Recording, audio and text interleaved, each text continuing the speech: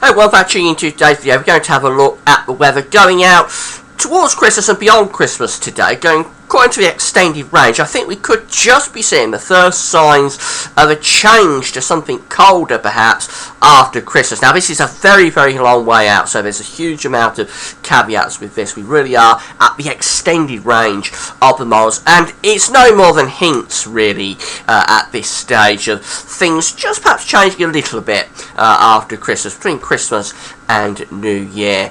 But don't be running away with the idea that this is a done deal by any means. These charts at the extended range of models are very much prone to chopping and changing. On the forums, they're nicknamed Fantasy Island charts, and that's because they do change and chop and change all the time. So don't take it too seriously. But just first hint, that's something could be brewing, perhaps, for after Christmas. Now, before I get on with that, just want to talk about the ads. There's links to articles sitting underneath the weather video here on my homepage at gavswebbiz.com. Have a browse through the widget, and if there's any articles that you're interested in, just click through. There's green keyword ads on some of the pages, right? You can go to green keywords to display ads, but clicking through the will take to Tom's website. Be supporting gavswebbiz.com for doing that. There's yellow weather-related ads, so click through both if you're interested in that. And Gav Shop is still open, so any Christmas shopping to do at Amazon between now and Christmas, just click through the Amazon banner in Gav Shop, and you'll be able to go and do your Christmas shopping. You've still got time, I think, to do your Christmas shopping, get it out to you from Amazon. So do your Christmas shopping, because you click through from Gav's Webbiz to Amazon, we get a revenue fee on things that you're purchasing. I'll keep the link to the shop going up to Christmas and then take it down, but you've still got a few days to do your Christmas shopping at Amazon. Just starting off with essentially temperature. Now, there's quite a bit in the newspapers today about the coldest winter since 1963 setting in. It's going to be almost impossible to achieve that already, because December 1962 was a pretty cold month. Not as cold as January and February 63, but pretty cold month in December 62. We're going to be quite a bit warmer than that for this December. So already I think it's more or less off the cards. But I thought I'd just recap on how ferociously cold 1963 was. It's like the daddy of cold winters, really.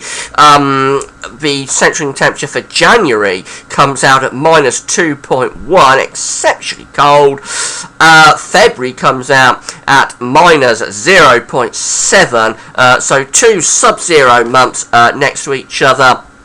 And when you think that the December to remember in 2010 had a central temperature of around minus 0.7, just look how much colder January 1963 was. We remember December 2010 as an exceptionally severe month. It was an exceptionally severe month, particularly for December, but January 63 is about 1.5 degrees colder than December 2010. A ferociously cold January in 63, and then we get another sub-zero month in February 63 as well. And to find a winter that was as cold as 1963, or was colder than 1963, we have to go back a long way back through the CET archive. Have to go right way back to 1740, would you believe, to find a winter that was as cold or was colder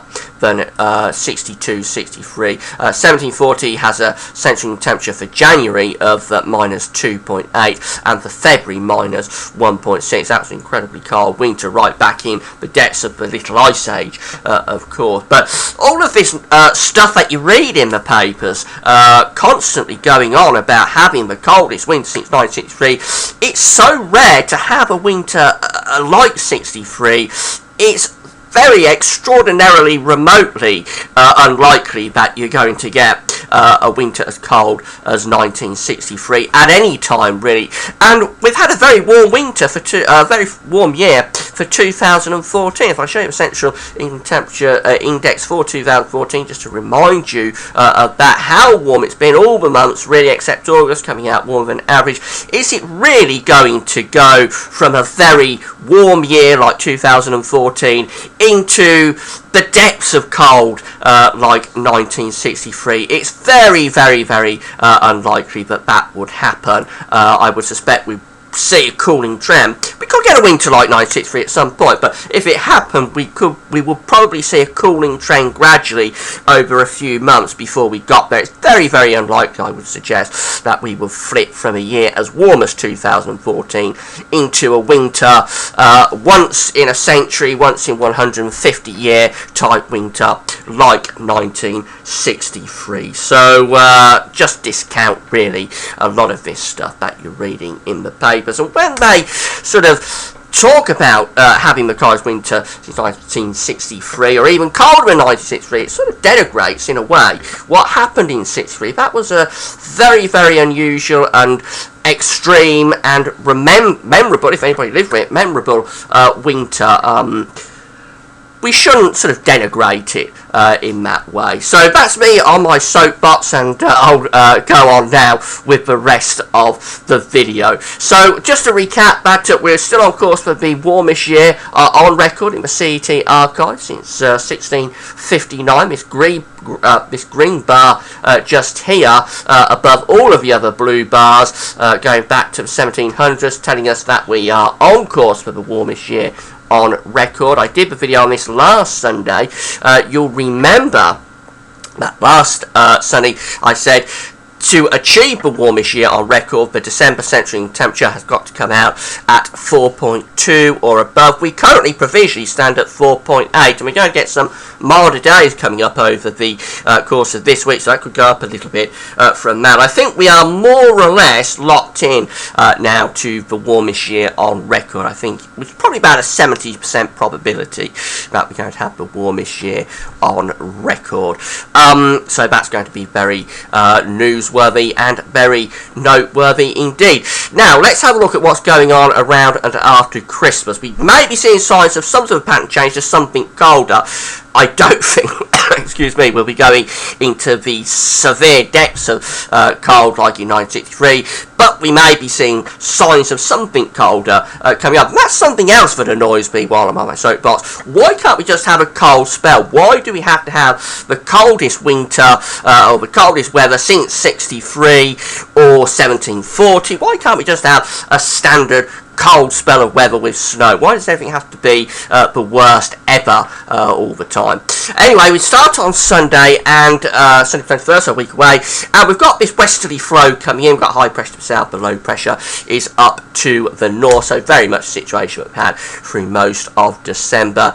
Try putting a little bit of cold air there going through to Monday the 22nd, but the high pressure is still reaching through the south, holding off that cold air. We get through to the 23rd of December, bringing another area of low pressure through. That brings another bout of rain. All the time it's quite mild in the south. On the southern side of these low pressures, we are bringing up that milder air, but notice cold air is really digging in to Scandinavia by the 23rd of December. A trough really setting up there, putting down some very cold air into Scandinavia, and that's going to prove quite stubborn to shift, I would think. We get through to Christmas Eve, and that low pressure pushes through to the east of the country, and that turns it a little bit cooler. We build a ridge out to the west of that low pressure, and they move through to Christmas Day, and we're pushing another system through, and in south it turns very mild. The ice bars are backing down to the Azores, so that's bringing up very mild air for the south, but there's a weather system in the flow here producing some rain up to the north. Cold air is sort of pulling up to the north of the country. It wants to push southwards, but this high pressure is acting as a buffer really down over Spain and Portugal. We get through to Boxing Day, and again high pressure is still there over Spain and Portugal, acting as a buffer. The cold air wants to come south. There's a weather front within the flow here, quite a complex pattern, but what's interesting is that by Boxing Day the GFS model is picking up on some sort of height rises up towards Greenland. Some sort of area of high pressure is beginning to develop around there, so as we run through beyond Christmas, beyond Boxing Day, I should say, we move through to the 27th of December, and we find that high pressure over Greenland is trying to strengthen. The ridge down to the south is trying to slacken off, so this cold air is beginning to try and push southwards further. The cold air is still entrenched there in over Scandinavia. We get through to the 30th of December, and it's a very messy pattern. We've got a trough of low pressure over the country, but the main thing is these height rises rises up over Greenland, 1,040 millibars, trying to push this cold air south. There's a big battle going on there between the milder air from the south, the cold air trying to push down from the north. Got a trough of low pressure entrenched within that battle. That chart is not cold in itself, even up to the 30th of December, but it's just the signal there that the pattern is trying to shift. We're trying to build pressure up to the north around Greenland, trying to push that cold air southwards, which is very much entrenched now to the north of the country and over Scandinavia as well. This shows you a better view really of what's going on. This is the northern hemisphere view from the website Meteoseal, and British Isles is just there, America over there.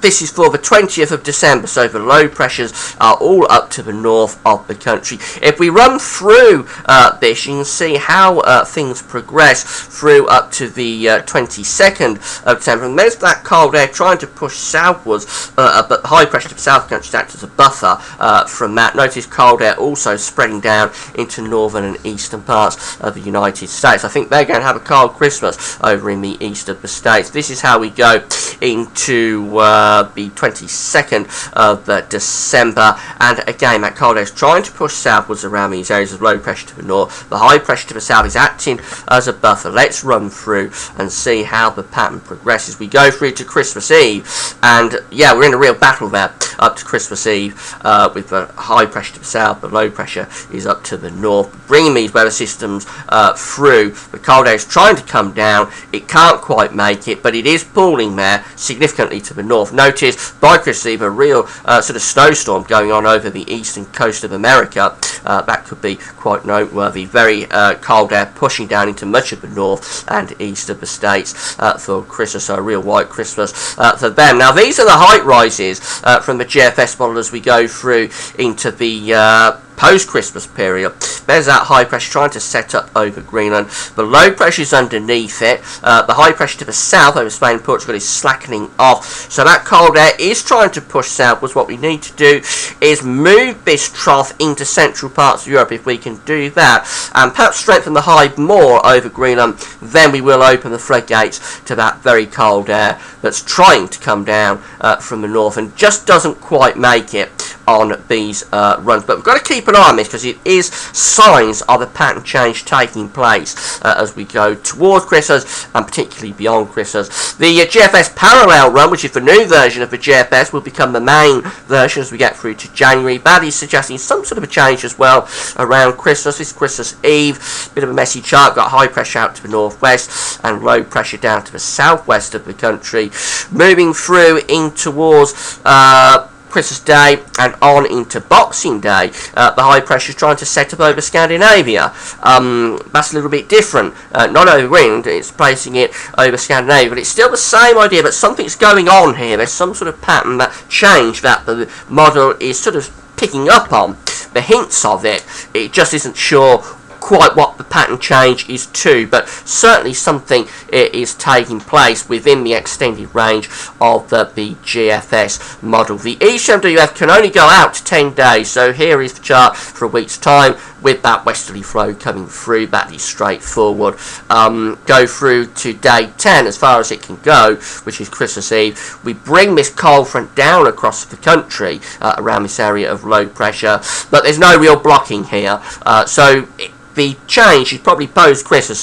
We can only go to Christmas Eve with the ECMWF. But we can have a look at the extended ECM ensembles. Don't very often show you these. These are for De Built, which is in Holland. And this goes out over a couple of weeks. Now, this is Christmas Eve, just here. These are temperature ensembles. Christmas Eve is just there, and notice up to them there's not a great deal of cold weather really to be seen. This is 0 Celsius, this black line just here. Not a great deal of cold weather to be seen up to Christmas Eve. As we get out beyond Christmas though, to this latter part of the chart, we do see a little bit of a downwards trend in the ensembles, and a few very cold members beginning to appear at that very extended range after Christmas. And in terms of snow spikes, remember this is the Holland, so it's not necessarily all that representative for us, but it's only just over the other side of the North Sea. In terms of the snow spikes, there are signs of the snow spikes beginning to appear after Christmas. Remember, this is Christmas Day just there, and definitely signs of spikes of snow beginning to appear in these ensembles in the post-Christmas period. Now, because it's such a long way off, we can't take that at all seriously, of course. It's just hints, really, that here. Chances that there's a change going on. It could be a change to colder weather. It could eventually finish up being changed to milder weather. Something is happening with these models, particularly the GFS, for the post-Christmas period. Whether that ends up as a cold pattern, let's wait and see. We've got to see how this plays out over the next 2 or 3 days. But if you're looking for some cold weather, the charts are probably more interesting than they've been since the start of the winter anyway, on this morning's evidence. So let's just wait and see where things are going. Of course, I'll be keeping you updated over the next few updates. So I hope you found the video interesting and informative. And that's all for now. Hopefully I'll be able to do the CFS 6 months look ahead next Sunday. That's all for now. Thanks for watching.